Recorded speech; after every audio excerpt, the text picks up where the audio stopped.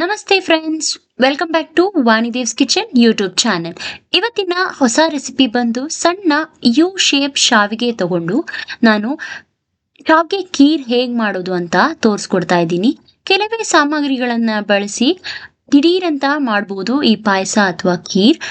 ಹೇಗೆ ಅಂತ ನೋಡೋಣ. ನಮಗೆ ಸಡನ್ ಆಗಿ ಗೆಸ್ಟ್ ಬಂದಾಗ ಅಥವಾ ನಮಗೆ ತಿನ್ನಬೇಕು ಅನ್ನೋ ಕ್ರೇವಿಂಗ್ ಆದಾಗ ಈ ರೀತಿ ಮಾಡಿ ನೋಡಿ. ತುಂಬಾನೇ ಟೇಸ್ಟಿಯಾಗಿರುತ್ತೆ ಹಾಗೂ ಸೂಪರ್ ಆಗಿರುತ್ತೆ ಕೂಡ. ಹಾಗಿದ್ರೆ ಬನ್ನಿ, ತಡ ಯಾಕೆ ಮಾಡೋದು, ಚೆಕ್ ಮಾಡೋಣ ಹೇಗೆ ಮಾಡೋದು ಅಂತ.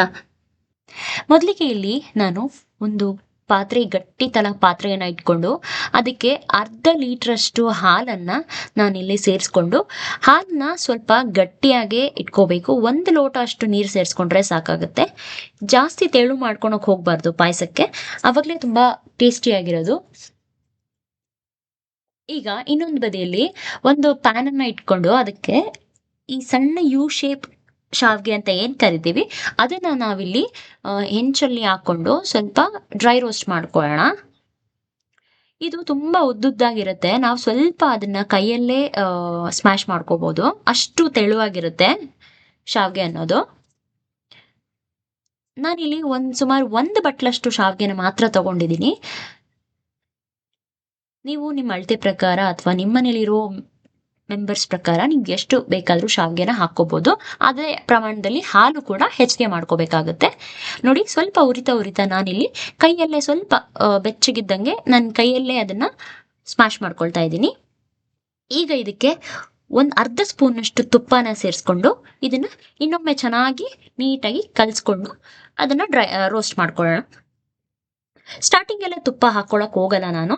ಯೂಶಲಿ ಹುರ್ಕೊಂಡಾದ್ಮೇಲೆನೆ ಸ್ವಲ್ಪ ತುಪ್ಪ ಹಾಕೊಂಡು ಮತ್ ಲಾಸ್ಟ್ ಅಲ್ಲಿ ಒಂದ್ಸಲ ಟಚ್ ಕೊಡ್ತೀನಿ. ಈಗ ಇಲ್ಲಿ ಶಾವ್ಗೆ ಚೆನ್ನಾಗಿ ರೋಸ್ಟ್ ಆಗಿದೆ ತುಪ್ಪದ ಹೊಂದಿಗೆ. ನೋಡ್ತಾ ಇದ್ದೀರಿ ಅಲ್ವಾ, ಕಲರು ಸಹ ಚೇಂಜ್ ಆಗಿದೆ.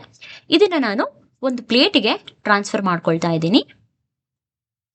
ಇಲ್ಲಿ ಇನ್ನೊಂದ್ ಕಡೆ ಹಾಲಿಟ್ಟಿದ್ವಲ್ಲ, ಇದು ಚೆನ್ನಾಗಿ ಹುಕ್ ಬಂದಿದೆ.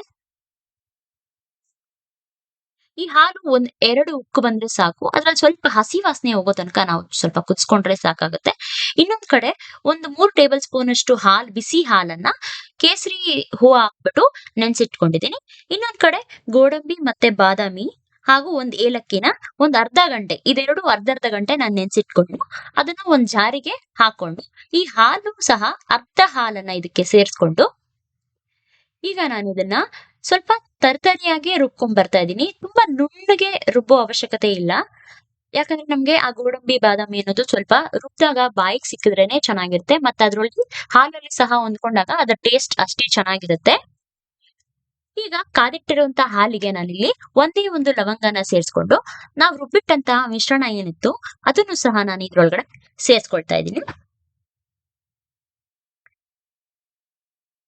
ಈಗ ಹಾಲನ್ನ ಸ್ವಲ್ಪ ಚೆನ್ನಾಗಿ ತಿರುಗಿಸ್ಕೊಂಡು ಇದನ್ನ ಒಮ್ಮೆ ಕಲ್ಸ್ಕೊಂಡು ಚೆನ್ನಾಗಿ ಕುದಿಸ್ಕೊಳ್ಳೋಣ ಇನ್ನೊಂದ್ಸಾರಿ.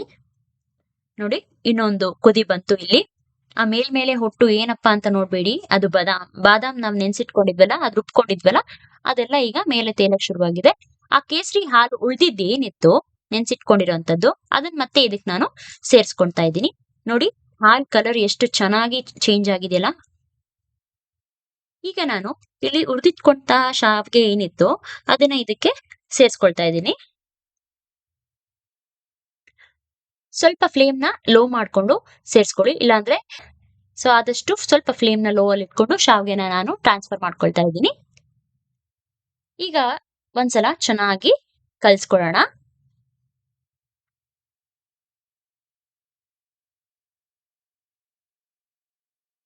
ನಾವು ಮೀಡಿಯಂ ಸೈಜ್ ಶಾವ್ಗೆಯಲ್ಲೆಲ್ಲ ಮಾಡಿರ್ತೀವಿ ಪಾಯಸ, ಆದ್ರೆ ಈ ಶಾವ್ಗೆಯಲ್ಲಿ ನೀವು ಪಾಯಸ ಒಂದ್ಸಲ ಮಾಡಿ ತಿಂದು ನೋಡಿ. ಯಾರಿಗೆ ಹಾಲ್ ಪಾಯಸ ಅಥವಾ ಶಾವ್ಗೆ ಖೀರ್ ಇಷ್ಟ ಇರಲ್ವೋ ಅವರೆಲ್ಲ ಮತ್ತೆ ಕೇಳಿ ತಿಂತಾರೆ ನೀವ್ ಈ ರೀತಿ ಮಾಡೋದ್ರಿಂದ. ಇಲ್ಲಿ ಮತ್ತೊಮ್ಮೆ ಕುದಿ ಬರಕ್ಕೆ ಇಟ್ಟಿದೀನಿ ಶಾವ್ಗೆ, ಯಾಕಂದ್ರೆ ಚೆನ್ನಾಗಿ ಹಾಲಲ್ಲಿ ಹೊಂದ್ಕೊಂಡು ಅದು ಬೇಯ್ಬೇಕಲ್ವಾ. ಹಾಗಾಗಿ ಇದು ಜಾಸ್ತಿ ಹೊತ್ತೇನು ಬೇಯಿಸೋಷ್ಟಿಲ್ಲ. 2ರಿಂದ 3 ನಿಮಿಷ ಬೆಂದ್ರೆ ಸಾಕಾಗುತ್ತೆ, ಅಷ್ಟು ಬೇಗ ಬೇಯ್ಕೊಂಡ್ಬಿಡುತ್ತೆ.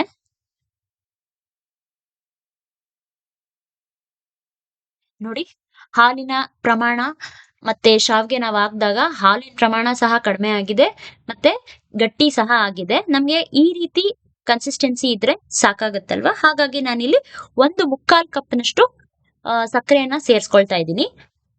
ನಾನು ಮೊದಲಿಗೆ ಹಾಲಿಗೆ ಸಕ್ಕರೆ ಹಾಕಿಲ್ಲ.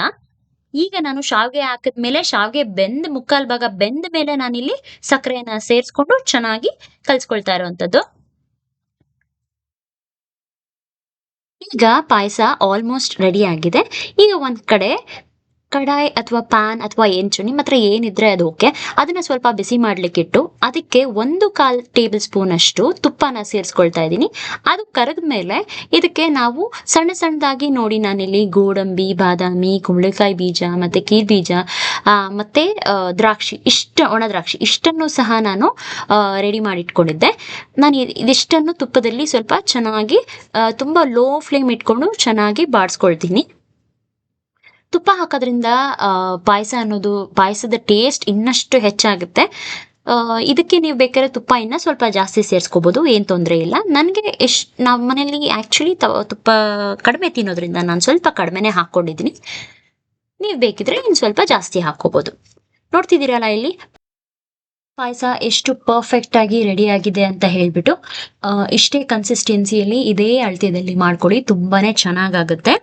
ಈಗ ನಾನು ತುಪ್ಪದಲ್ಲಿ ರೋಸ್ಟ್ ಮಾಡಿ ಇಟ್ಕೊಂಡಿರುವಂತಹ ಎಲ್ಲಾ ಡ್ರೈ ಫ್ರೂಟ್ಸ್ ಅನ್ನ ನಾನು ಇದಕ್ಕೆ ಸೇರಿಸ್ಕೊಂಡು ಸ್ವಲ್ಪ ಫ್ಲೇಮ್ನ ಆದಷ್ಟು ಲೋ ಅಲ್ಲೇ ಇಟ್ಕೊಂಡು ನಾವು ಇದನ್ನ ಸೇರಿಸ್ಕೊಂಡು ಚೆನ್ನಾಗಿ ಒಮ್ಮೆ ನೀಟಾಗಿ ಕಲಿಸ್ಕೊಳ್ಳೋಣ. ಪಾಯಸ ನೋಡಿ ತುಂಬಾ ಬೇಗನೆ ಆಗುತ್ತೆ. ನಿಮ್ಮ ಮನೆಯಲ್ಲಿ ದಿಢೀರ್ ಅಂತ ಗೆಸ್ಟ್ ಬಂದಾಗ ಅಥವಾ ಏನಾದ್ರೂ ನಿಮ್ಗೆ ಸ್ವೀಟ್ಸ್ ಜಾಸ್ತಿ ಕ್ರೇವಿಂಗ್ಸ್ ಇದ್ದಾಗ ಈ ರೀತಿ ಪಾಯಸನ ನೀವು ಟ್ರೈ ಮಾಡಿ, ತುಂಬಾನೇ ಚೆನ್ನಾಗಿರುತ್ತೆ ಫ್ರೆಂಡ್ಸ್. ನೋಡ್ತಾ ಇದ್ದೀರಲ್ಲ, ಹಾಲು ಕರೆಕ್ಟ್ ಆಗಿದೆ ಶಾವಿಗೆಗೆ, ಮತ್ತೆ ಶಾವಿಗೆನೂ ಚೆನ್ನಾಗಿ ಬೆಂದಿದೆ. ಈಗ ನಾನು ಫ್ಲೇಮ್ ಅನ್ನ ಆಫ್ ಮಾಡ್ಕೊಳ್ತಾ ಇದ್ದೀನಿ. ನೋಡಿದ್ರಲ್ಲ ಫ್ರೆಂಡ್ಸ್, ಎಷ್ಟು ಸಿಂಪಲ್ ಆಗಿ ಪಾಯಸ ರೆಡಿ ಆಗೇ ಹೋಯ್ತು. ಇನ್ನು ಯಾರೆಲ್ಲ ನನ್ನ ಚಾನೆಲ್ಗೆ ಸಬ್ಸ್ಕ್ರೈಬ್ ಆಗಿಲ್ವೋ ಅವರೆಲ್ಲ ಈ ಕೂಡಲೇ ಸಬ್ಸ್ಕ್ರೈಬ್ ಆಗಿ ಹಾಗೂ ಪಕ್ಕದಲ್ಲಿ ಇರುವಂತಹ ಬೆಲ್ ಐಕನ್ ಅನ್ನ ಪ್ರೆಸ್ ಮಾಡೋದನ್ನ ಮರಿಬೇಡಿ. Thank you so much for watching this